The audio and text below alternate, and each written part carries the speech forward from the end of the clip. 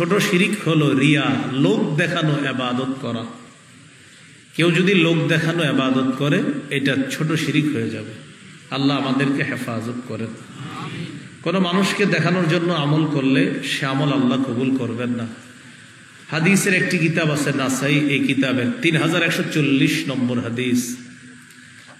এই হাদিসের মধ্যে আসছে এক ব্যক্তি রাসূলুল্লাহ সাল্লাল্লাহু আলাইহি সাল্লামকে প্রশ্ন করলেন, আরাআইতা রাজুলান গাযা ফি সাবিলিল্লাহি ইয়ানতামিসুল আজরা ওয়াদ যিকরা ফামা লাহু ইয়া রাসূলুল্লাহ। ওগো আল্লাহর নবী, এক ব্যক্তি জিহাদ করেছে দুটি উদ্দেশ্যে। এক ব্যক্তি জিহাদ করেছে দুটি উদ্দেশ্য। এক নাম্বার, আল্লাহর কাছ থেকে প্রতিদান পাবে এই আশায় জিহাদ করেছে। দুই নাম্বার, ওয়াজ যিকরা, মানুষ তাকে বড় মুজাহিদ বলবে, সে বীর পালোয়ান একজন মুজাহিদ, এই নিয়তে সে জিহাদ করেছে। তাহলে কয় নিয়তে জিহাদ করেছে? একটা হলো আল্লাহর কাছ থেকে সওয়াব পাবে, আরেকটা হলো মানুষ তাকে বড় মুজাহিদ বলবে। ফামা লাহু ইয়া রাসূলুল্লাহ, হুজুর এই ব্যক্তির কি সওয়াব, এই ব্যক্তি কি প্রতিদান পাবে? ফাকালা রাসূলুল্লাহ সাল্লাল্লাহু আলাইহি ওয়াসাল্লাম লা শাইআ লাহু, এই ব্যক্তি কোনো সওয়াব পাবে না।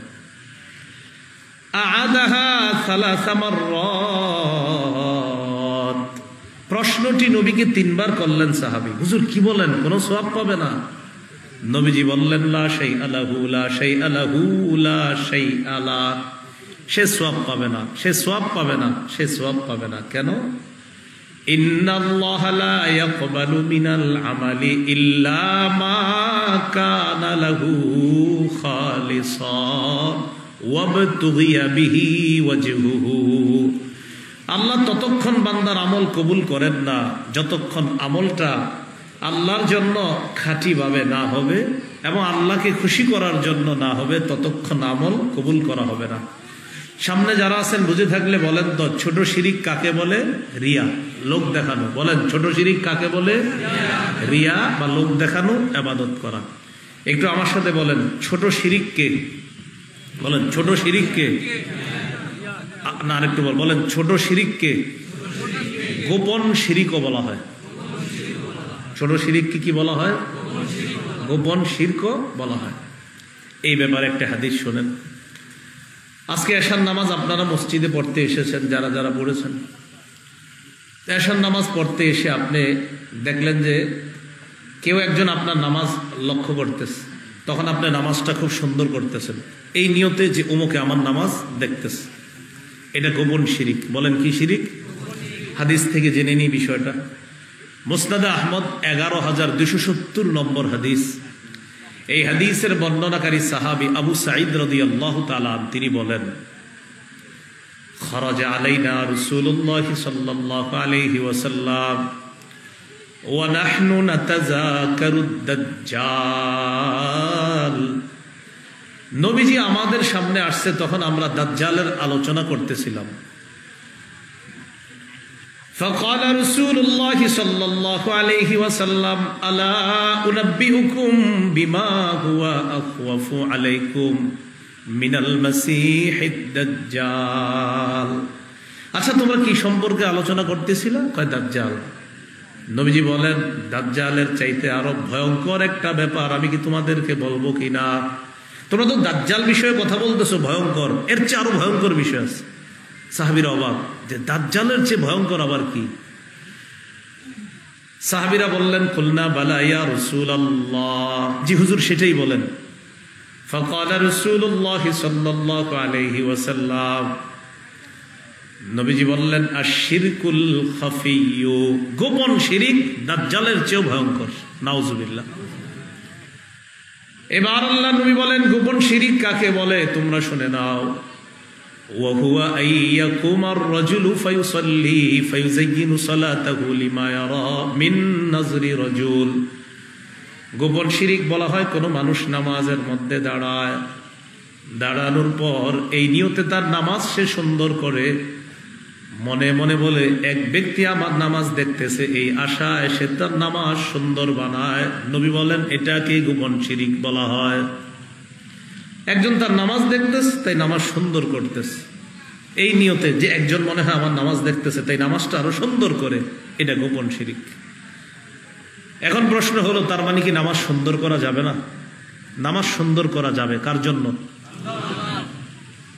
সাহাবী প্রশ্ন করলেন, ইয়া রাসূলুল্লাহ, আল্লাহকে খুশি করার জন্য যদি আমরা নামাজ পড়ি, রবকে খুশি করার জন্য নামাজ আদায় করার পর মানুষ যদি প্রশংসা করে তোমার নামাজটা অনেক সুন্দর, আপনি আল্লাহকে খুশি করার জন্য নামাজ আদায় করলেন, এরপরেও মানুষ বলে তোমার নামাজ অনেক সুন্দর, হুজুর তারপরেও কি আমার রিয়া হবে? এটাও কি ছোট শিরিক, গোপন শিরিক হবে? নবীজি বললেন, না, এটা শিরিক হবে না, এটা গোপন শিরিক হবে না, এটা ছোট শিরিক হবে না। তুমি যদি আল্লাহকে খুশি করার জন্য নামাজ সুন্দর করো, এরপরেও যদি মানুষ তোমার নামাজের প্রশংসা করে, এটা শিরক হবে না, বরং এটা হবে তিলকা আজিলু বুশরাল মুমিন, এটা মুমিনের দুনিয়াতে নগদ সুসংবাদ। তাহলে পার্থক্যটা বুঝে আসছে আমাদের। তাহলে বলেন তো, খালেককে খুশি করার জন্য নামাজ সুন্দর করব না মাখলুককে খুশি করার জন্য? তাহলে প্রশ্ন করি আপনাদেরকে, খালেককে খুশি করার জন্য নামাজ সুন্দর করার পরে কেউ যদি এই নামাজের প্রশংসা করে, এটা কি হবে? সুসংবাদ। আবার খালেককে খুশি করার জন্য নামাজ সুন্দর করার পর এই নামাজের প্রশংসা যদি মাখলুক করে, এটা কি রিয়া হবে না সুসংবাদ? আর মাখলুককে খুশি করার জন্য নামাজ সুন্দর করলে গোপন শিরিক, ছোট শিরিক, রিয়া। আল্লাহ আমাদের সকলকে এই ছোট শিরিক, গোপন শিরিক, লৌকিকতা নামক ইবাদত থেকে আল্লাহ আমাদেরকে হেফাজত করেন। এইগুলো শিরিকের প্রকার। শিরকের সূচনা কিভাবে হলো দুনিয়াতে, খুব ভালো করে শুনেন।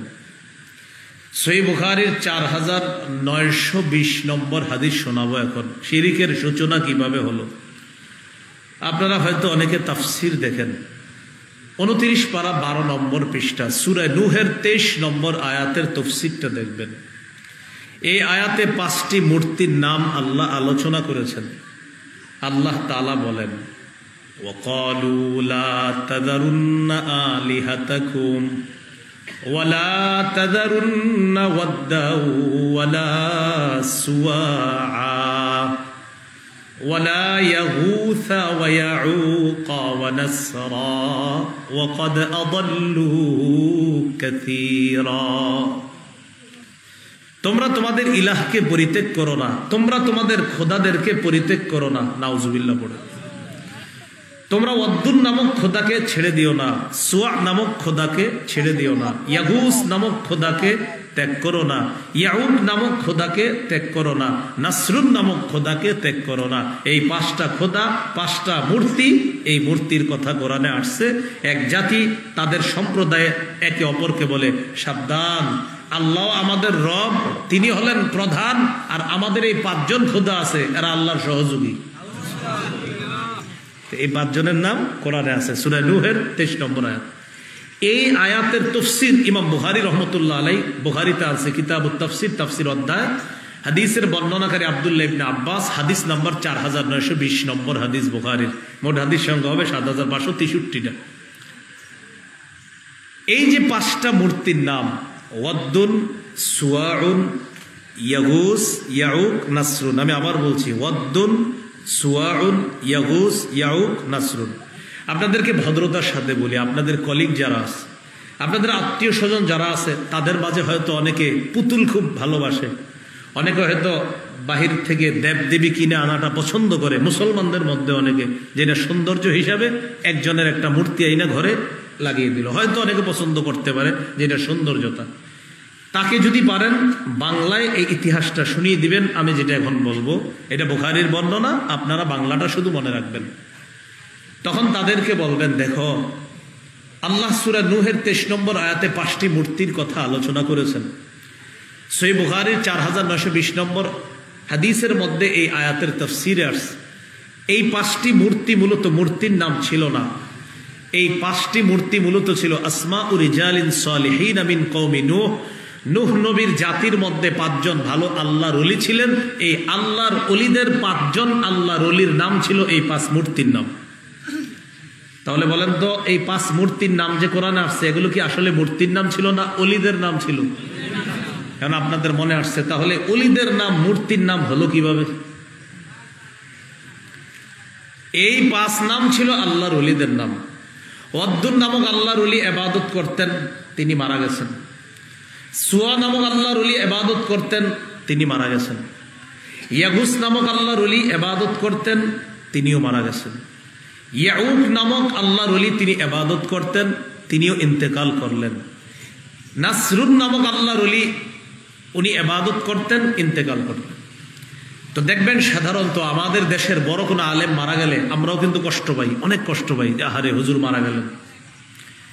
আপনাদের উত্তরবঙ্গের অনেক বড় আলেম আল্লামা ইউসুফ নিজামী রহমতুল্লাহ আলাইহি, তো তিনি মারা গেলেন। তার মৃত্যুতে সারা বাংলাদেশের মানুষ শোকাহত, কষ্ট পেয়েছে, বিশেষ করে আলেম সমাজ খুব ব্যথিত হয়েছেন। তো বলছিলাম বড় কোনো আলেম ইন্তেকাল করলে আমরা সবাই ব্যথিত হই। আল্লামা আহমদ শফি রহমতুল্লাহ আলাইহি ইন্তেকাল করার পর আপনারাও ব্যথিত হয়েছেন, সারা দেশের মানুষ ব্যথিত হয়েছে। ওই 5 আল্লাহর ওলি ইন্তেকাল করার পর তাদের ভক্তবৃন্দরা খুব ব্যথিত। ইবলিস তখন মানুষের রূপ ধারণ করে মানুষের সামনে আসতে পারত। ইবলিস ওই জাতির কাছে আসছে, বিশাল বড় আল্লাহর ওলির রূপ নিয়ে তাদের কাছে আসছে। আসার পর তাদেরকে ইবলিস বলল, আওহাশ শাইতানু ইলা কওমিহিম আনিনসিবু ইলা মাজালিসিহিমুল্লাতী কানু ইয়াজলিসুনা আনসাবা। তোমরা এক কাজ করো, মনটা খারাপ? হ্যাঁ। কেন? ওলিদেরকে হারিয়ে মন খারাপ। 5 ওলির 5টি প্রতিমূর্তি বানাও। বানানোর পর এই 5 জন আল্লাহর ওলি যেখানে বসে ইবাদত করতেন তাদের ওই ইবাদত খানায় এই 5 আল্লাহর ওলির 5টি প্রতিমূর্তি তোমরা বসায়া দাও। ওয়াসাম্মুহুম বিআসমাইহিম, ওলিদের যেই নাম ছিল প্রতিমূর্তিগুলোরও ওই নাম বানাও। ইবলিস বুদ্ধি দিল, ফাফআলু ফালাম তুবাদ, জনগণ তাই করলো। 5 জন আল্লাহর ওলির 5টি প্রতিমূর্তি বানাইলো, ঠিক যেখানে যেখানে তারা ইবাদত করতেন সেখানে বসায় দিল। এতটুকু আলোচনা বুঝে থাকলে বলেন দুনিয়াতে মূর্তি পূজার সূচনা হলো 5 জন খারাপ মানুষের নামকে কেন্দ্র করে, না ভালো মানুষ? এই জেনারেশন 5টা প্রতিমূর্তি বানাইলো, তখনও তাদের ইবাদত করে না, মূর্তি বানাইছে। হাত্তা ইযা হালাকা উলাইকা ওয়া তানাসসাখাল ইল, যখন ওই জেনারেশন বিদায় নিল আর এলেমের বিলুপ্তি ঘটল, সঠিক বিদ্যার বিলুপ্তি ঘটল, পরবর্তী জেনারেশন আসলো, তাদেরকে ইবলিস বুঝাইলো, তোমাদের বাপদাদাদেরকে দেখছি এই 5 আল্লাহর ওলির প্রতিমূর্তির সামনে সেজদা করতে, ইবাদত করতে, ওদের তোমরাও ইবাদত করো। এবার পরবর্তী জেনারেশন কি করলো? তারা উবিদাত, মূর্তি পূজা শুরু করে দিল, ওই তাদের ইবাদত করা শুরু হয়ে গেল। তখন ওই 5 আল্লাহর ওলির নামে যে 5টি মূর্তি তৈরি হলো, ওই 5 মূর্তির নাম হয়ে গেল ওয়াদ্দুন, সুয়াউন, ইয়াগুস, ইয়াউক, নাসরুন। বলেন তো আপনারা, মূলত কি এই 5টি মূর্তির নাম ছিল না 5 জন আল্লাহর ওলির নাম ছিল? যেমনি ভাবে পৃথিবীতে 5 জন আল্লাহর ওলির নামকে কেন্দ্র করে মূর্তি পূজার সূচনা হলো, ঠিক এখনো আমাদের এই বাংলাদেশ সহ ভারত উপমহাদেশে আল্লাহর ওলিদের কবর মাজারকে কেন্দ্র করে, আবেগকে পুঁজি করে সাধারণ মানুষকে সেজদা নামক শিরকের মধ্যে লিপ্ত করে। শাহজালাল রহমতুল্লাহ আলাইহি কত বড় আল্লাহর ওলি, শাহ বরান রহমতুল্লাহ আলাইহি কত বড় আল্লাহর ওলি। কবর জিয়ারত করা খুব ভালো কাজ, কবর জিয়ারত করলে মৃত্যুর স্মরণ হয়, খুব ভালো, আখেরাতের স্মরণ হয়, এতটুকু ঠিক আছে। আবেগে ছোট্ট করে একটা সিজদা দিয়ে দেওয়া, এটা শিরক। আল্লাহ আমাদেরকে হেফাজত করেন। কি শিখতে পারলাম? ভালো মানুষকে কেন্দ্র করে মূর্তির সূচনা হলো। এজন্য মূর্তি বানানো এটা কোনো ভালো কাজ না, বরং কারো মূর্তি না বানানো এটা হলো তার পরকালে ভালো থাকার জন্য একটা উপায়। আমি আমার আব্বাকে স্মরণ করা, আমার ভাই বোন আত্মীয় স্বজনের যারা ইন্তেকাল করছে তাদেরকে শ্রেষ্ঠ স্মরণ করা হবে দোয়ার মাধ্যমে। আমি তাদের জন্য বলবো, আল্লাহ আমার বাবাকে মাফ করে দেন, এটা শ্রেষ্ঠ কাজ। আল্লাহ আমার ভাইকে মাফ করে দেন, এটা শ্রেষ্ঠ কাজ।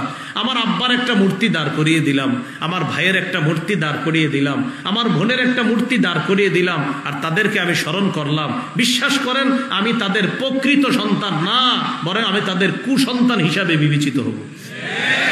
বুঝে ঠিক বলছেন না? না বুঝে? আল্লাহ বুঝার তৌফিক দান করেন।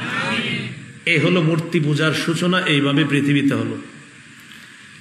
শিরকের ব্যাপারে এখন আপনাদের সামনে 11টা কথা বলবো, খুব মন দিয়ে শোনেন। 1 নম্বর, সূরা লুকমানের 13 নম্বর আয়াতে লুকমান হাকিম তার সন্তানকে উপদেশ দিচ্ছে, কি বলে দেখেন।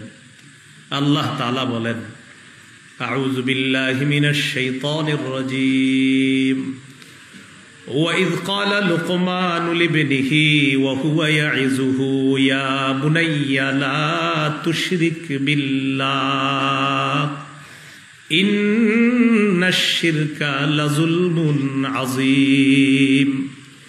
ওই সময়কে স্মরণ করো যখন লোকমান তার সন্তানকে উপদেশ দিতে গিয়ে, ওয়াজ করতে গিয়ে বলল, সন্তান তুমি আল্লাহর সাথে শিরক করো না, শিরক মহা জুলুম, শিরক মহা জুলুম।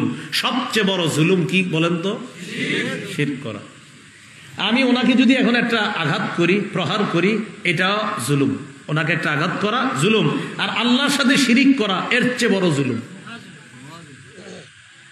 এজন্য আমি আপনাদেরকে বলবো, এই যে ওনারা গায়ে আঘাত করা, এটা যেমন জুলুম, এই জুলুমকে প্রতিহত করা এটাও যেমন কর্তব্য। আবার রবের সাথে শিরিক করা এটা বড় জুলুম, এটাও প্রতিহত করা কর্তব্য। আপনি যদি একটা প্রতিহত করেন, আরেকটা প্রতিহত না করেন, বিষয়টা হবে বৃষ্টি থেকে বাঁচার জন্য ঝর্ণার নিচে এসে দাঁড়ানো। কি বললাম? বৃষ্টি থেকে বাঁচার জন্য কোথায় এসে দাঁড়াইছেন? দোনোটাই তো আপনাকে ভিজিয়ে দিবে। যাক, অনেক কিছু বুঝার আছে এখানে, আল্লাহ আমাদেরকে বুঝার তৌফিক দান করুন। লোকমান হাকিম তার সন্তানকে বললেন, তুমি আল্লাহর সাথে শিরক করো না, শিরিক মহা জুলুম। এগুলো 1 নম্বর কথা। 2, রাসূলুল্লাহ সাল্লাল্লাহু আলাইহি সাল্লাম তার সাহাবী মুআজ ইবনে জাবাল রাদিয়াল্লাহু তাআলা আনহুকে উপদেশ দিচ্ছেন। এই উপদেশে 10টা উপদেশ দিয়েছেন নবী, গুরুত্বপূর্ণ। খুব মন দিয়ে শুনবেন উপদেশগুলা। এর মধ্যে একটা গুরুত্বপূর্ণ উপদেশ শিরিক না করার। মুসনাদ আহমদ হাদিসের কিতাব 22075 নম্বর হাদিস। এই হাদিসের বর্ণনাকারী মুআজ ইবনে জাবাল রাদিয়াল্লাহু তাআলা তিনি বলেন, আওসানি রাসূলুল্লাহ সাল্লাল্লাহু আলাইহি ওয়াসাল্লাম বিআশরি কালিমাত। নবীজি আমাকে 10টি বিষয় উপদেশ দিয়েছেন। 1 নাম্বার, লা তুশরিক বিল্লাহি শাইআ ওয়া ইন কুতিলতা ওয়া হুররিকতা। তুমি আল্লাহর সাথে শিরিক করো না, যদিও তোমাকে হত্যা করা হয়, যদিও তোমাকে পুড়িয়ে দেওয়া হয়, জ্বালিয়ে দেওয়া হয়। 2 নাম্বার, ওয়ালা তাউক্কান্না ওয়ালিদাইকা ওয়া ইন আমারাকা আন তাখরুজা মিন আহলিকা ওয়া মালিকা। তোমার মা বাবা যদি তোমাকে সম্পদ থেকে, ঘর থেকে বের হয়ে যাইতে বলে, তোমার বাবা মা যদি তোমাকে বলে সম্পদ ছেড়ে দাও, ঘর ছেড়ে দাও, এরপরেও মা বাবার নাফরমানি করবা না। 1 নাম্বার, জ্বালিয়ে পুড়িয়ে দিল, শিরিক করবা না। 2 নাম্বার, মা বাবা যদি ঘর থেকে বের করে দেয়, নাফরমানি করবা না। 3 নম্বরটা বলার পর অনুবাদটা সবাই মিলে আগে হাদিসের অংশটা বলি। ওয়ালা তাতরুকান্না সালাতান মাকতুবাতান মুতাআম্মিদা ফাইন্না মান সালাকা বা ইন্না মান তারাকা সালাতান মাকতুবাতান মুতাআম্মিদা ফাকাদ বারিআত মিনহু যিম্মাতুল্লাহ। বলেন সবাই আমার সাথে, তুমি ইচ্ছাকৃত ভাবে 1 ওয়াক্ত ফরজ নামাজ ছেড়ে দিও না। আর একটু জোরে বলেন, তুমি ইচ্ছাকৃত ভাবে 1 ওয়াক্ত ফরজ নামাজ ছেড়ে দিও না। প্রিয় ভাইরা, ফজর না ফরজ? কি বলছে, ফজর না ফরজ? ফরজ। বলেন কেন না? যে ব্যক্তি ইচ্ছাকৃত ভাবে 1 ওয়াক্ত ফরজ নামাজ ছেড়ে দিল, তার থেকে আল্লাহর জিম্মা উঠে গেল। 1 ওয়াক্ত ফরজ নামাজ যে ছেড়ে দেয় ইচ্ছাকৃত ভাবে, তার ব্যাপারে আল্লাহর সিদ্ধান্ত, যা তোর যেমন চায় তা কর। আল্লাহ আমাদেরকে হেফাজত করেন। জীবনের সাথে একটা অঙ্গীকারবদ্ধ হয়ে যান, আমার জীবনে যা ঘটার ঘটুক, যা হবার হবে, আমি 1 ওয়াক্ত ফরজ নামাজ কখনো ছেড়ে দিব না। এরকম একটা দৃঢ় প্রতিজ্ঞা করেন। এই হলো 3 নম্বর। 4 নম্বর, ওয়ালা তাশরাবান্না খামরা ফাইন্নাহু রাসু কুল্লি ফাহিশা। তুমি মদ পান করবা না, মদ সমস্ত অশ্লীলতার মূল। মদ দ্বারা উদ্দেশ্য যত মাদক দ্রব্য আছে, ইয়াবা, বাবা, গাজা, হেরোইন, ফেন্সিডিল, আফিম, কানাডা ড্রাই, মস্তুদ, শ্যাম্পেন, ডাইল ইত্যাদি সব উদ্দেশ্য। এই মাদক দ্রব্য সেবন করা যাবে না। হুজুর আপনি এত নাম জানেন কেমনি? বিষয়টা এরকম মাথায় আসছে অনেকের আপনাদের। মাদক দ্রব্য নিয়ে আমার আলাদা একটা আলোচনা আছে, ওটা দেখবেন। তো ওই আলোচনায় এনে তো মাত্র 10-12টা বলছি, সেখানে যে আরো কতগুলো বলছি খালি শুনে নেবেন। তো এই হলো 4 নাম্বার, মদ পান করবা না, মদ সমস্ত অশ্লীলতার মূল। 5 নাম্বার, ওয়াইয়াকা ওয়াল মাসিয়া ফাইন্না বিল মাসিয়াতি হাল্লা সাখাতুল্লাহ। এটা বলেন, সবাই মিলে বলি, বলেন, নাফরমানি করবা না। আবার নাফরমানি করবা না, নাফরমানির কারণে আল্লাহর গজব আসে। আবার বলেন, নাফরমানি করবা না, নাফরমানির কারণে আল্লাহর গজব আসে। অনেক নাফরমানদের হালাত এমন হয়ে যায় মাঝে মাঝে, মনে করে যে মরার আগে আমারে ধরার কেউ নেই। কি মনে করে? মরার আগে আমারে ধরার, এবারে একজন আরেকজনের দিকে তাকায় না, আমার দিকে তাকান। কি মনে করে অনেক নাফরমান? যে মরার আগে আমাকে ধরার, এরকম মনে করে আর কি। কিন্তু আল্লাহ তাআলার কি ইচ্ছা, কি বিধান।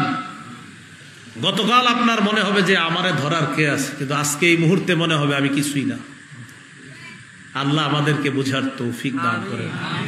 6 নম্বর, ওয়াইয়াকা ওয়াল ফিরার মিনাজ জাহফি ওয়া ইন হালাকান নাস। জিহাদের ময়দান থেকে পলায়ন করবা না। সবাই যদি শহীদ হয়ে যায় তুমি পলায়ন করবা না। জিহাদের নিয়ত আছে সবার? কার কার আছে? জিহাদের নিয়ত না থাকলে মুনাফিকি মৃত্যু। ক্বালা রাসূলুল্লাহ সাল্লাল্লাহু আলাইহি ওয়াসাল্লাম, মান মাতা ওয়া লাম ইয়াগজু ফি সাবিলিল্লাহ আও লাম ইউহাদ্দিস বিনাফসিহি মাতা আলা শু'বাতিন মিনান নিফাক। কেউ যদি মৃত্যুবরণ করে এমন অবস্থায় যে সে জিহাদ করলো না, অথবা মনে মনে জিহাদের সংকল্প করলো না, সে নিফাকি মৃত্যুবরণ করবে। ক্বালা রাসূলুল্লাহ সাল্লাল্লাহু আলাইহি ওয়াসাল্লাম, আলাইকুম বিল জিহাদ ফাইন্নাহু বাবুম মিন আবওয়াবিল জান্নাহ। সহিহ মুসলিমের বর্ণনা, রাসূলুল্লাহ সাল্লাল্লাহু আলাইহি সাল্লাম বলে, তোমরা জিহাদকে আবশ্যক করে নাও। জিহাদ জান্নাতের দরজাসমূহের একটা দরজা। বাস জিহাদ আল্লাহর জান্নাতের দরজা। আল্লাহ জান্নাতের দরজা। আমারে যারা ফলো করেন দেখবেন একটা লেখা দিয়েছি আমি, যে 9টি পদ্ধতিতে আমরা আমাদের হারানো ঐতিহ্য ফিরে আনতে পারি। কয়টি পদ্ধতি? যারা জুমার আলোচনা আমার ফলো করেন দেখেন জুমার একটা আলোচনা সাজিয়েছি। 9 পদ্ধতি অবলম্বন করা বর্তমানে খুব জরুরি। এর মধ্যে একটা হলো আমরা আমাদের অধিকার আদায়ের লড়াইকে আবার গ্রহণ করতে হবে। মুসলমানদের অধিকার আদায়ের শ্রেষ্ঠ লড়াইয়ের নাম হলো জিহাদ। এটা ফিরে আনতে হবে। ক্বালা রাসূলুল্লাহ সাল্লাল্লাহু আলাইহি ওয়াসাল্লাম, মান কাতালা ফি সাবিলিল্লাহি ফুওয়াকা নাকাতিন ওয়াজাবাত লাহুল জান্নাহ। তাকান আমার দিকে, এই যে সবাই তাকান। একবার, দুইবার, কবার হলো? নবীজি বলেন, কেউ যদি ওটের দুধ এইভাবে 2 বার দহন করে, একবার, এই 2 বার, ওটের দুধ 2 বার দহন করতে যতটুকু সময় লাগলো, এই পরিমাণ কেউ যদি আল্লাহর রাস্তায় আল্লাহকে খুশি করার জন্য জিহাদের শরীক হয়, তার জন্য জান্নাত ওয়াজিব। গ্লাস দিয়ে দেখাইলাম, একবার, 2 বার, শুধু এতটুকু পরিমাণ কেউ আল্লাহর রাস্তায় আল্লাহকে খুশি করার জন্য জিহাদ করছে, ওয়াজাবাত লাহুল জান্নাহ, তার জন্য জান্নাত ওয়াজিব হয়েছে। তো কিছু 6 নাম্বার, 10 উপদেশের মধ্যে 6 নাম্বার, জিহাদের ময়দান থেকে পলায়ন করবা না। 7 নাম্বার, ওয়াইদা আসাবান নাস মাউতুন আনতা ফীহিম ফাসবুত। কোন এলাকায় মহামারী দেখা দিলে সেখানেই থাকবা, সেখান থেকে বাহিরে যাবা না। বুখারীর বর্ণনা, মহামারী কবলিত এলাকার বাহিরে কেউ যাবা না, বাহিরের কেউ মহামারী কবলিত এলাকায় ঢুকবা না। লকডাউন নিয়ম করলো, বিজ্ঞান নিয়ম করে দিল, করোনা কবলিত এলাকায় বাহিরের কেউ আসবে না। করোনা কবলিত এলাকা থেকে ভিতর থেকে বাহিরে কেউ যাবে না। বাংলাদেশ এয়ারপোর্টও নিয়ম হয়ে গেল, বাহিরের কোনো বিমান বাংলাদেশে নামবে না, বাংলাদেশের কোনো বিমান বাহিরে যাবে না। আধুনিক বিজ্ঞান এই ক্রেডিট নিতে চাইলো, আর তারা বুঝাইলো কত সুন্দর একটা নিয়ম করলাম, নাম লকডাউন। আসল ঘটনা হলো আমাদের নবীর হাদিস নকল কইরা জনগণের সামনে ছেড়ে দিছে, আর বুঝায় হেরা শ্রেষ্ঠ বিজ্ঞানী না।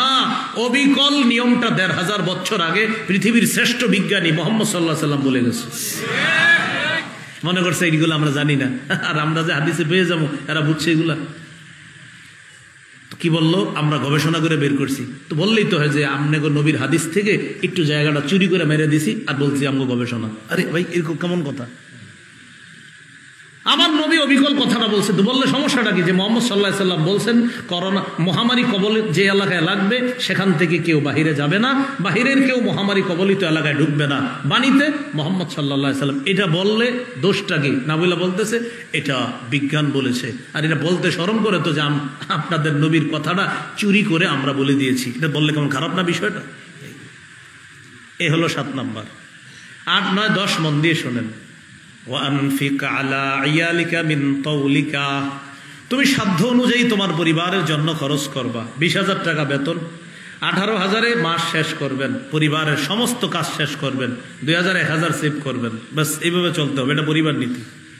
9 নাম্বার, ওয়ালা তারফা আনহুম আসাকা আদাবা, পরিবারের উপর থেকে শাসনের লাঠিটা কখনো উঠাবা না।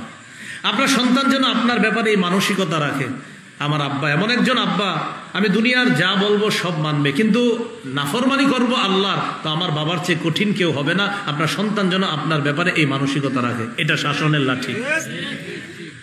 ফজরের নামাজের সময় গত 12-15 বছর আগেও অথবা 20 বছর আগেও আমরা যখন মাদ্রাসা থেকে বাড়িতে যাইতাম, 2 ভাই একসাথে শুইতাম, তো আপনার ফজরের নামাজের সময় মাদ্রাসা থেকে যাওয়ার সময় আমরা নিয়ত করে যাইতাম, এবার বাড়িতে গিয়ে ইচ্ছা মতো খালি খামু 7 দিন আর খালি ঘুমামো। বহুত ডাইলের পানি খাইছি মাদ্রাসায়, ভাই 7 দিন খালি খামু আম্মার হাতের খানা আর খালি ঘুমামো, এরকম নিয়ত করে আমরা 7 দিনের জন্য যাই। যাওয়ার পরে যেই ফজরের সময় হয়, প্রথমে বাবা বাড়ির সবাই উঠছে, এটা হলো আব্বার ডাক, এটা বইলা আব্বা হলেন চলে যায়। পরিবারের মুরব্বীদের এই দারাজ কণ্ঠের সবাই উঠছে, এটা ছিল আমাদের পারিবারিক একটা হারানো ঐতিহ্য। এই ঐতিহ্যগুলো আবার ফিরিয়ে আনা দরকার। এটা বলার পর আম্মা এসে বলতেন, এই তোরা উঠছস? আব্বা আমাদেরকে তুমি করে বলতেন, আর আম্মা বলেন তুই করে। তোরা উঠছস? জি আম্মা উঠছি। একবার একটু পরে আবার এসে বলে উঠছস? জি উঠছি। শুয়ে শুয়ে বলতেস। আবার বলে আইসা উঠছস? জি আম্মা উঠছি। তো তৃতীয়বার যখন বলি জি আম্মা উঠছি, তখন বলতেন এদেরকে যে মাদ্রাসায় কেন পড়াশোনা করাইছি, এতবার ডাকা লাগে। এটা বলতে দেরি উইঠা দৌড় পুরা মসজিদের দিকে, যারা এরপরে আল্লাহ জানে আরো কত কি বলে। এগুলা ছিল পারিবারিক শাসন ঐতিহ্য। এখন কে কারে শাসন করবে বলেন? যিনি শাসন করবে তিনি ঘুমায় 3টায়, যাকে শাসন করবে তিনি ঘুমায় 4টায়।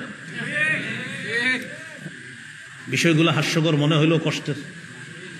মুরব্বীদেরকে জিজ্ঞাসা করেন, দাদা লাঠি নিয়ে আসতো, দাদি লাঠি নিয়ে আসতো, বাপ লাঠি নিয়ে আসতো, মা লাঠি নিয়ে আসতো, ওনাদেরকে জিজ্ঞাসা করলে আরো ভালো বলতে পারে।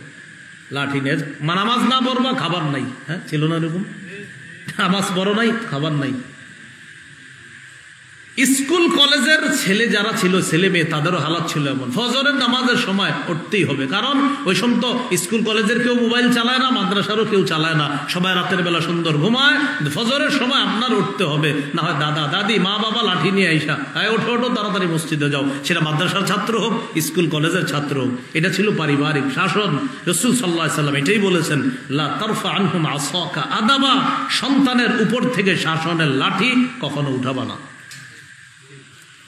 10 নাম্বার, ওয়াখিফহুম ফিল্লাহি আযজা ওয়া জাল, পরিবারকে সদা সর্বদা আল্লাহর ব্যাপারে ভয় দেখাও। আল্লাহ আমাদের সকলকে এই উপদেশগুলা মেনে চলার তৌফিক দান করেন। আমি একবারে সবগুলা বলি, আপনারা একটু মন দিয়ে শোনেন। 1 নাম্বার, তোমাকে যদি জ্বালিয়ে দেওয়া হয়, পুড়িয়ে দেওয়া হয়, তুমি শিরক করবা না। 2 নাম্বার, তোমার মা বাবা যদি তোমাকে ঘর থেকে সম্পদ থেকে বের করে দেয়, তুমি মা বাবার নাফরমানি করবা না। 3, 1 ওয়াক্ত ফরজ নামাজ ইচ্ছাকৃতভাবে ছেড়ে দিবা না। 4 নাম্বার, তুমি মদ পান করবা না। 5 নাম্বার, তুমি নাফরমানি করবা না। 6 নাম্বার, জিহাদের ময়দান থেকে পলায়ন করবা না। 7 নাম্বার, মহামারী কবলিত এলাকা যদি তুমি থেকে থাকো আর মহামারী লেগে যায়, সেখানে মহামারীর ভয়ে সে এলাকা ছাড়বা না। 8 নাম্বার, পরিবারকে তুমি এই অনুযায়ী খরচ করো, যতটুকু তোমার ইনকাম সাধ্য অনুযায়ী খরচ করবা। 9 নাম্বার, পারিবারিক একটা শাসনের লাঠি থাকতে হবে তোমার। এই শাসনের লাঠি তুমি কোথাও উঠাবা না কখনো। শাসনের লাঠিটা কি হতে পারে? বাবার চোখ গরম দেওয়াটা, এটা একটা শাসনের লাঠি। বাবার একটা ধমক দেওয়া, এটা একটা শাসনের লাঠি। মা একটা ধমক দিয়ে কথা বলবে, এটা শাসনের লাঠি। 10 নাম্বার, পরিবারকে সদা সর্বদা আল্লাহর ব্যাপারে ভয় দেখাও। আল্লাহ আমাদের সকলকে এই 10টা গুরুত্বপূর্ণ কথা আমরা যেন মেনে চলতে পারি, আল্লাহ তৌফিক দান করেন। মূল আলোচনায় ফিরে যাই। শিরিকের ব্যাপারে দ্বিতীয় কথা আমাদের, যে জ্বালিয়ে দিলে পুড়িয়ে দিলেও শিরিক করব না, বলেন ইনশাআল্লাহ। শিরিকের ব্যাপারে 3 নাম্বার কথা, সহিহ বুখারীর বর্ণনা, একদিন নবীজি সাহাবীদের সামনে বসা, সাহাবীদেরকে বললেন, তোমরা আমার হাতে বায়াত গ্রহণ করো 6টি শর্তে। কয়টি শর্তে? বায়উনি আলা আল্লা তুশরিকু বিল্লাহি শাইআ, আমার কাছে তোমরা বায়াত হয়ে যাও, বিক্রি হয়ে যাও 6 শর্তে। 1 নাম্বার, তোমরা আল্লাহর সাথে শিরিক করবা না। 2 নাম্বার, ওয়ালা তাসরিকু, চুরি করবা না। ওয়ালা তাজনু, 3 নাম্বার, জিনা করবা না। 4 নাম্বার, ওয়ালা তাকতুলু আওলাদাকুম, সন্তান হত্যা করবা না। 5 নাম্বার, ওয়ালা তাতু বিবুহতানিন তাফতারুনাহু বাইনা আইদিকুম, নিজেরা বানিয়ে কারো ব্যাপারে মিথ্যা অপবাদ দিবা না। 6 নাম্বার, ওয়ালা তাসুনি ফি মারুফ, আমাকে মানতে গিয়ে কখনো নাফরমানি করবা না। এই 6 শর্তে আমার কাছে বায়াত হও। 1, শিরক করবা না। 2, চুরি করবা না। 3, জিনা করবা না। 4, সন্তান হত্যা করবা না। 5, নিজেদের থেকে বানিয়ে কোনো মিথ্যা কথা বলবা না। 6, আমার কোনো ভালো কথা গ্রহণ করতে আমার নাফরমানি করবা না। এই 6 শর্তে আমার কাছে বায়াত হও। 1 নাম্বারটাই ছিল আল্লাহর সাথে শিরক করবা না, এই শর্তে বায়াত হও। শিরিক নামক মহা জুলুম থেকে আল্লাহ আমাদেরকে হেফাজত করেন। শিরকের ব্যাপারে 5 নম্বর কথা বলেন আমার সাথে, শিরক মহা পাপ। সবচেয়ে বড় পাপ কি বলেন তো? সহিহ বুখারীর বর্ণনা, 6861 নম্বর হাদিস। এই হাদিসের বর্ণনাকারী আব্দুল্লাহ ইবনে মাসউদ রাদিয়াল্লাহু তাআলা তিনি বলেন, এক ব্যক্তি রাসূলুল্লাহ সাল্লাল্লাহু আলাইহি সাল্লামকে প্রশ্ন করলেন, আইয়ুজ যামবি আকবারু ইনদাল্লাহ, ইয়া রাসূলুল্লাহ, আল্লাহর কাছে সবচেয়ে বড় পাপ কোনটি? নবীজি বললেন, আনতাদউ লিল্লাহি নিদ্দান ওয়া হুয়া খালাকাকা, আল্লাহ তোমাকে সৃষ্টি করেছেন, সেই আল্লাহর সাথে অন্য কাউকে সমকক্ষ হিসাবে ডাকা, এটা হলো সবচেয়ে বড় পাপ। ক্বালা সুম্মা আইয়ুন ইয়া রাসূলুল্লাহ, হুজুর এরপর সবচাইতে বড় পাপ কোনটি? নবীজি বললেন, আনতা কুতুলা ওয়ালাদাকা মাখাফাতা আইয়াতআমা মাআক, তোমার সন্তান তোমার প্লেটে খাদ্যে অংশগ্রহণ করবে এই ভয়ে সন্তান হত্যা করা। সন্তান তোমার প্লেটে খাবে এই ভয়ে সন্তানকে হত্যা করা, এরপর সবচেয়ে বড় পাপ। সন্তান হত্যার ঘটনা আপনাদের এলাকা আছে? হ্যাঁ, এক সন্তান নেওয়ার পর 10 বছর আর সন্তান কেন হয় না সেটা বলেন। সূরা বনী ইসরাঈলের 31 নম্বর আয়াত, আল্লাহ তাআলা বলেন, কিছু মানুষ দ্বিতীয় সন্তান নেয় না কেন? টেনশন, কে খাওয়াবে? আল্লাহ তাআলা বলেন, ওয়ালা তাকতুলু আওলাদাকুম খাশিয়াতা ইমলাক, 15 পারা হাফিজি কোরআন মাজিদ অনুযায়ী 4 নম্বর পৃষ্ঠা, সূরা বনী ইসরাঈল 31 নম্বর আয়াত। আল্লাহ তাআলা বলেন, দারিদ্রতার ভয়ে তোমরা তোমাদের সন্তান হত্যা করো না। এই জাতীয় হত্যাকারী খুঁজলে প্রচুর পাবেন। আপনারা মাঠে আছেন শ্রোতারা? এতক্ষণ তো ঠিকঠাক ভালোই হলো, এখন ঘটনা কি? আনফরচুনেটলি সবার আওয়াজ হালকা।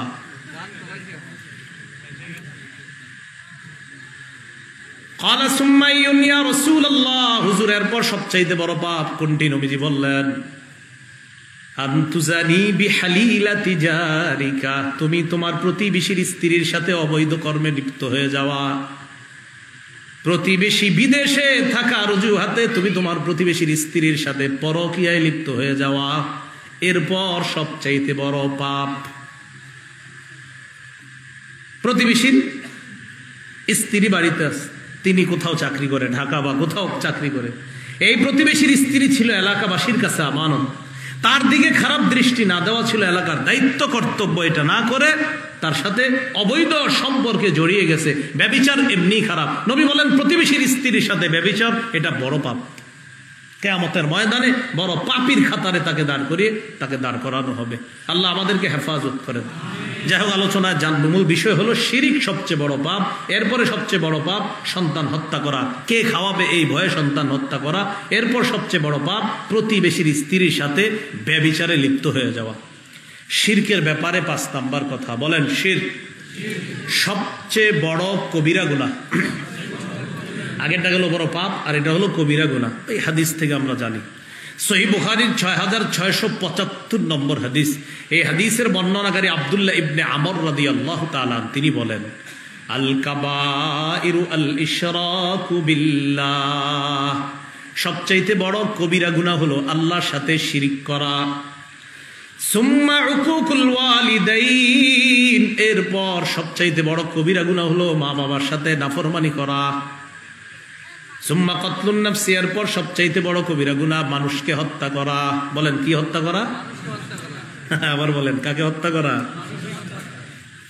আল্লাহ তাআলা বলেন মান কাতালা নাফসাম বিগাইরি নাফসিন আও ফাসাদিন ফিল আরদি ফাকান্নামা কাতালান নাসা জামিআ। সূরা মাইদা 32 নম্বর আয়াত। আল্লাহ তাআলা বলেন মান কাতালা নাফসাম বিগাইরি নাফসিন আও ফাসাদিন ফিল আরদ ফাকান্নামা কাতালান নাসা জামিআ। কেউ যদি কোনো মানুষকে অন্যায়ভাবে হত্যা করে, সে পুরা দুনিয়ার সব মানুষকে কেমন যেন হত্যা করল। একজন মানুষকে হত্যা করা পুরা দুনিয়ার মানুষকে হত্যা করার মতো। তাহলে একটা মানুষকে হত্যা করা নিষেধ, তো কোনো মুমিনকে হত্যা করার অপরাধটা কেমন? যে কোনো মানুষকে হত্যা করা মানে পুরা দুনিয়ার মানুষকে হত্যা করা, তাহলে একজন মুমিনকে হত্যা করার কি অবস্থা হবে? চড়ুই পাখি আজাইরা হত্যা করা নিষেধ। চড়ুই পাখি, নাসাইর বর্ণনা, ক্বালা রাসূলুল্লাহ সাল্লাল্লাহু আলাইহি ওয়াসাল্লাম মান কাতালা উসফুরান আবাসা। কোন ব্যক্তি যদি একটি চড়ুই পাখিকে অন্যায়ভাবে অনর্থক হত্যা করে, রাস্তা দিয়ে দুই বন্ধু হেঁটে যাওয়ার সময় গুলাই মারলেন, এইভাবে মারার পর চড়ুই পাখির গায়ে লেগার যাওয়ার পর চড়ুই পাখিটা মারা গেছে, বেচারা গাছে বসে রয়েছে, আপনারা মারলেন এইভাবে। আচ্ছা, আমাদের দেশে গুলাই কয়, কুমিল্লা আপনাদের কি বলে? আচ্ছা, একটা কিছু বলে, এটা দিয়ে মারলেন, মারার পর এই পাখি পরে মারা গেছে। আজ্জা ইলাল্লাহি ইয়াউমাল কিয়ামা, চড়ুই পাখি কিয়ামতের ময়দানে তার বিরুদ্ধে আল্লাহর কাছে মামলা করবে। আল্লাহকে বলবে ইন্না ফুলানান কাতালানি আবাসা। আল্লাহ সিরাজগঞ্জ অমুক জায়গায় আমি এক গাছে বসা ছিলাম, একজন আমারে শুধু শুধু মেরে ফেললো, আমি বিচার চাই। ও আমারে যদি ধরে জবাই করে খাইতো তাহলে ঠিক আছে, আপনি আমারে ওর জন্য বানাইছেন হালাল, কিন্তু আমার এইভাবে মারলো কেন? আল্লাহ আমি বিচার চাই। চড়ুই পাখি যদি বিচার চায়, তো ইমানদাররে আজাইরা মারলে কি ঘটনা ঘটবে বলেন? আল্লাহ আমাদেরকে বুঝার তৌফিক দান করেন। এইগুলো হলো সবচেয়ে বড় কবিরা গুনার একটা, মানুষ হত্যা করা। নবীজি সাল্লাল্লাহু আলাইহি সাল্লাম বলেন সুম্মাল ইয়ামিনুল গুমুস, মিথ্যা শপথ করা এটাও বড় একটা কবিরা গুনাহ। কি শপথ করা? মিথ্যা শপথ, কথায় কথায় মিথ্যা বলা। আমাদের দেশে এটা একটা শিল্প, একটা আর্ট, একটা শিল্প হয়ে গেছিল। কথায় কথায় মানে মিথ্যা যে যত বলতে পারবে এটা একটা শিল্প, এটা একটা আর্ট, এবং দুনিয়ার সবাই বুঝেছে হে যে মিথ্যা কথা বলতেছে, এরপরে চুপচাপ কি করবে? এটা একটা শিল্প হয়ে গেছে, আর্ট। আর যে সুন্দর গুছিয়ে মিথ্যা বলতে পারবে, এইগুলো সবচেয়ে বড় কবিরা গুনাহ। এর মধ্যে একটা হলো মিথ্যা শপথ করা। ব্যবসায়ী ভাই যারা আছেন এখানে, আপনারাও মন দিয়ে শোনেন। ভাই জুতার দাম কত? 800 টাকা, 750 হয় না? আল্লাহর কসম 750 টাকা করে কিনে আস, আপনি 800 দেন। এই বেচারা ঢাকা খোঁজ দিছি গিয়ে যে এই জুতা 200 করে কিনে আনস, কথার কথা। তাহলে 200 থেকে আপনার 850 হইতে আর কত লাগে? 650। 650 মিথ্যা কথা বললেন। 750 হইতে 550 লাগে, এই 550 মিথ্যা কথা বললেন। কিয়ামতের মাঠে এই মিথ্যাবাদী সবচেয়ে বড় কবিরা গুনাহকারীর খাতায় আপনি দাঁড়াবেন, সেখানে আল্লাহর সামনে দাঁড়ানোর জন্য তৈরি থাকেন। আল্লাহ আমাদেরকে হেফাজত করেন। শিরকের ব্যাপারে 6 নম্বর কথা, শিরক করলে নবীজির সুপারিশ পাবে না। কেউ যদি শিরিক করে আর শিরিক অবস্থায় যদি মারা যায়, রাসূল সাল্লাল্লাহু আলাইহি সাল্লামের সুপারিশ সে পাবে না। তিরমিজির বর্ণনা 2441 নম্বর হাদিস, 2441 2441 এই হাদিসের মধ্যে আছে ক্বালা রাসূলুল্লাহ সাল্লাল্লাহু আলাইহি ওয়াসাল্লাম আতানি আতিম মির রাব্বি, আমার রবের পক্ষ থেকে একজন ব্যক্তি, এক ফেরেশতা আমার কাছে আসছে। আসার পর আমাকে 2টি বিষয়ে ইচ্ছাধিকার দিয়েছে আল্লাহর পক্ষ থেকে। কয়টি? 2টি। ফাখায়্যারানি বাইনা আন ইউদখিলা নিসফা উম্মতি আল জান্নাহ ওয়া বাইনা আশ-শাফাআ। আল্লাহ তাআলা আমাকে বললেন, হাবিব যদি আপনি চান আপনার উম্মতের অর্ধেক জান্নাতে নিতে পারবেন, সুবহানাল্লাহ। আর যদি আপনি চান সুপারিশ করতে পারবেন, তবে 2টা নিতে পারবেন না, যে কোনো একটা হয়তো অর্ধেক উম্মত আপনি জান্নাতে নেন, না হয় আপনি সুপারিশ করবেন। কোনটা গ্রহণ করবেন হাবিব? যে কোনো একটা গ্রহণ করতে হবে। হয়তো অর্ধেক উম্মত জান্নাতে নিবেন, যান আমি আল্লাহ আপনাকে এই ইচ্ছাধিকার দিয়ে দিব, এই অধিকার আমি আপনাকে দিয়ে দিব যদি আপনি গ্রহণ করেন, অথবা সুপারিশ করবেন। তবে দুইটা নিতে পারবেন না, যে কোনো একটা।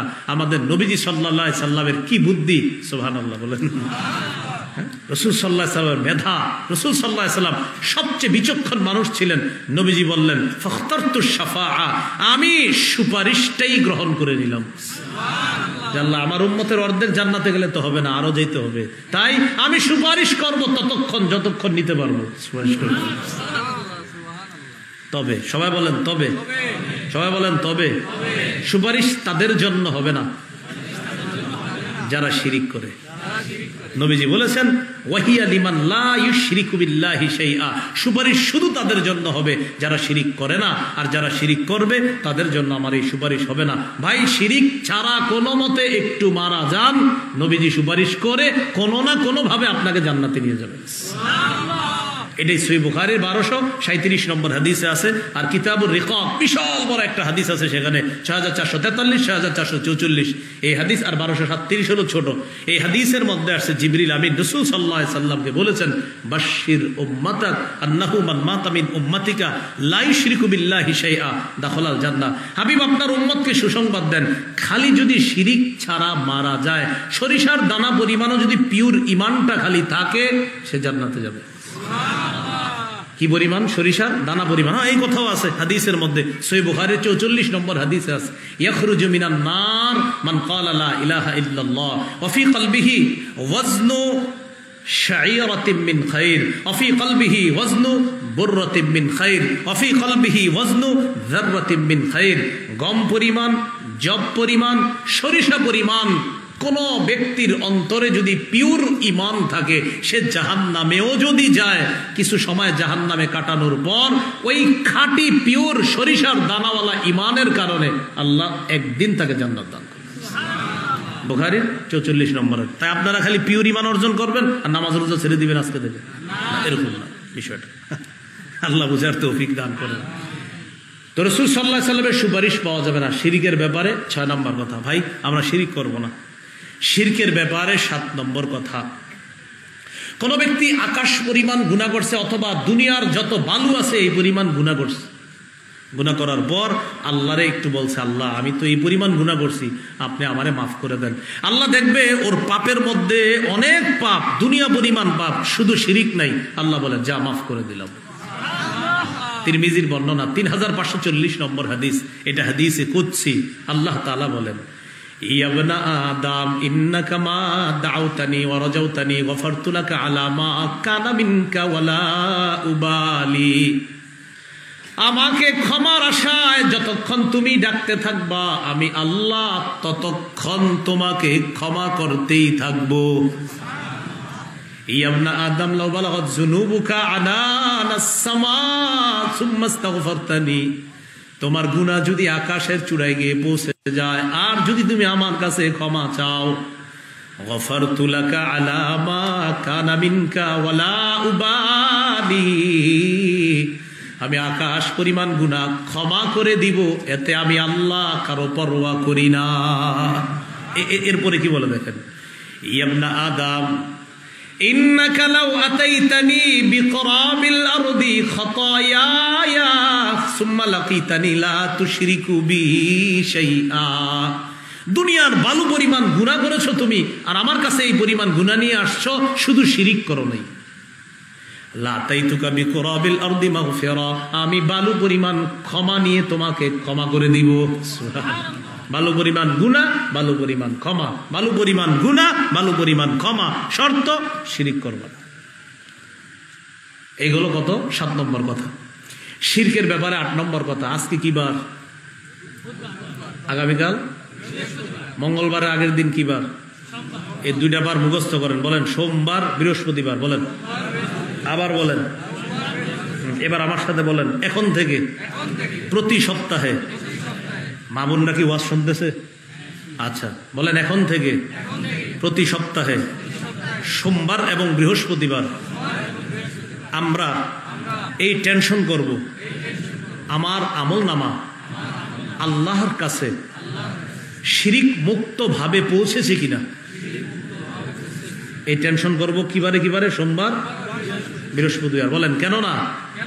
সোম এবং বৃহস্পতিবার বান্দার আমলনামা আল্লাহর কাছে পেশ করা হয়।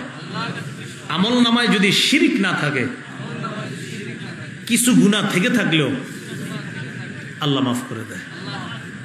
কি নাই? শিরিক নেই, তাহলে আল্লাহ কি করে দেয়? মাফ করে। হাদিস শোনেন, সহিহ মুসলিম 6440 নম্বর হাদিস। এটা হলো আপনাদের পকেটের উস্তাদ অনুযায়ী নাম্বার, মানে পকেটে মোবাইল আছে অনেকে, আবার মিলাই দেখি হুজুর কইছে মিলছে কিনা। এটা হলো পকেটের এটা অনুযায়ী, এটা না বললেও সমস্যা ছিল না। আন্তর্জাতিক নাম্বার অনুযায়ী 2565 নম্বর হাদিস, মানে আমাদের মাদ্রাসার পাঠ্যপুস্তক অনুসারে 2565। এটাই মূলত দরকার। তো যদিও আপনাদের পকেটটা এটা মিলবে না, তো পকেটেরটা তারপরেও ফাও বলে দিলাম। হ্যাঁ, 6440 মোট হাদিস সঙ্গে হবে 7453টা, দেখে নেন, এরকমই হবে।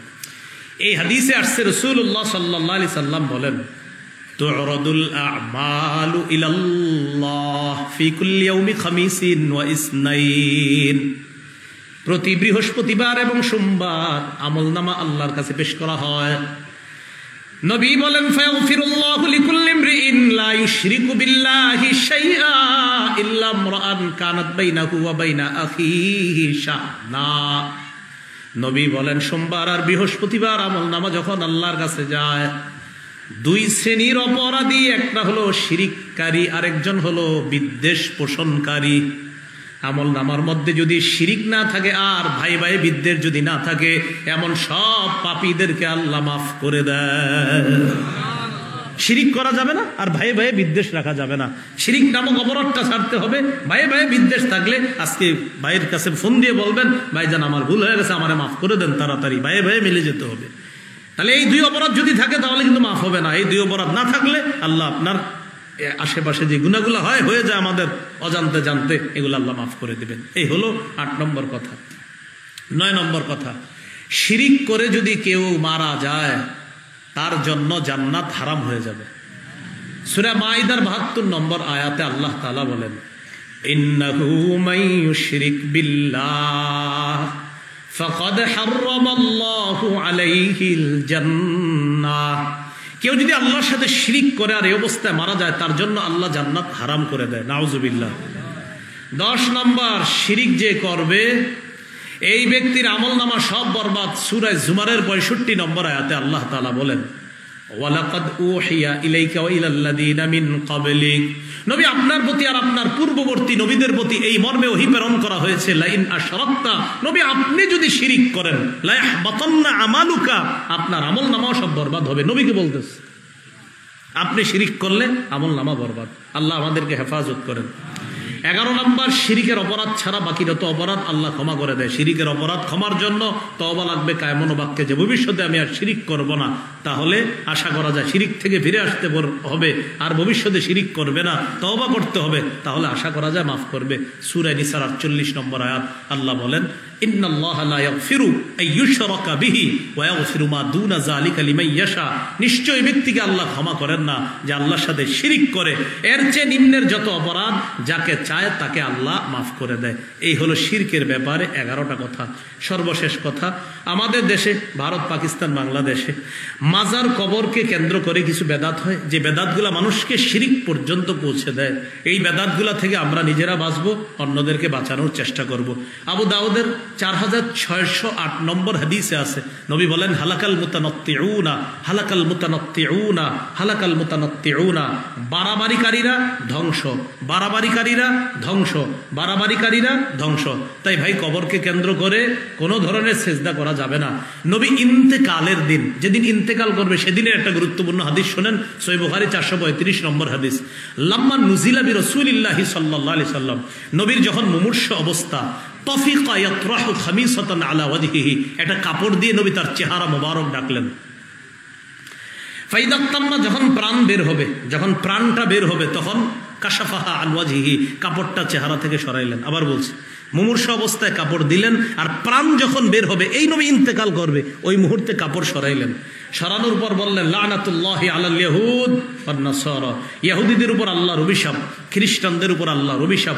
ইত্তাখাযু কুবুর আমবিয়াইহিম মাসাজিদা, তারা তাদের নবীদের কবরকে সেজদার স্থান বানিয়েছে। ইউহাজ্জিরু মা সানাউ, নবী সতর্ক করে দিচ্ছে উম্মত আমি ইন্তেকাল করলে আমার কবরকে কিন্তু এগুলা তোমরা বানাও না, সেজদার স্থান বানাও না। সতর্ক করে দিচ্ছেন কখন? প্রাণ যাবে তখন এই সতর্ক করে দিলেন। তাই কবরকে কেন্দ্র করে কোনো শিরিক করা যাবে না, মেলা বসানোও যাবে না। আবু দাউদের বর্ণনা 2042 নম্বর হাদিস, নবীজি বলেছেন লা তাজআলু কবরি ঈদা, আমার কবরকে কেন্দ্র করে কোনো উৎসব বসাবা না, মেলা বসাবা না। রবিউল আউয়াল মাস কেন্দ্র করে কোথাও 12 দিন, কোথাও 15 দিন, কোথাও আরো কম বেশি লম্বা মেলা হয়। এই মেলা কোনো কবরকে কেন্দ্র করে হয়। রাসূল সাল্লাল্লাহু আলাইহি ওয়াসাল্লাম বলেছেন এটা স্পষ্ট নিষেধ, কবর কেন্দ্র করে মেলা বসানো যাবে না। এগুলো শিরিক পর্যন্ত পৌঁছে দেয়। আল্লাহ আমাদের সকলকে শিরিক মুক্ত ইবাদত যেন করতে পারি, আমরা যেন শিরিক মুক্ত ভাবে কবরে যেতে পারি। পরিবারকে ওসিয়তগুলো করবেন যেন শিরিক না করে। আপনাদের সাথে যেন আল্লাহ আবার জান্নাতে দেখা করায় দেয়। আমিন। ওয়া আখিরু দাওয়ানা আলহামদুলিল্লাহি রাব্বিল আলামিন। আজকে যে আলোচনা